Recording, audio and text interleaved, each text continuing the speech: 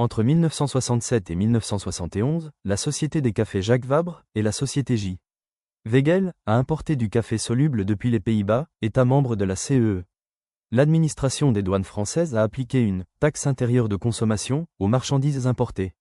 Les sociétés ont contesté cette taxe en soutenant qu'elle créait une discrimination car les cafés importés subissaient une imposition plus importante que les cafés fabriqués en France. La question était, le juge judiciaire français peut-il, dans un litige entre particuliers et administration, écarter l'application d'une loi française ou d'un texte interne, si elle est contraire à un traité international régulièrement ratifié? Autrement dit, face à un conflit entre un traité international, ou européen, et une loi nationale, quelle norme l'emporte? Et le juge a-t-il le pouvoir d'écarter la loi nationale au profit du traité? La Cour de cassation, chambre mixte, a jugé que le traité instituait un ordre juridique propre, intégré à celui des États membres, et s'imposait à leur juridiction. En application de l'article 55 de la Constitution, les traités régulièrement ratifiés ont une autorité supérieure à celle des lois internes. Le juge judiciaire pouvait donc écarter l'application d'une loi interne, même si celle-ci était postérieure au traité.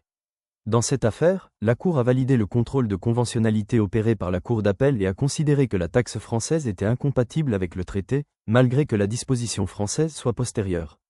Cet arrêt consacre la primauté du droit européen communautaire sur la loi française dans l'ordre juridique interne français. Il reconnaît au juge judiciaire français le pouvoir d'exercer un contrôle de conventionnalité des lois nationales. Il ouvre la voie à l'application directe des traités ou normes européennes par les juridictions nationales, et limite la souveraineté législative nationale dans ce domaine.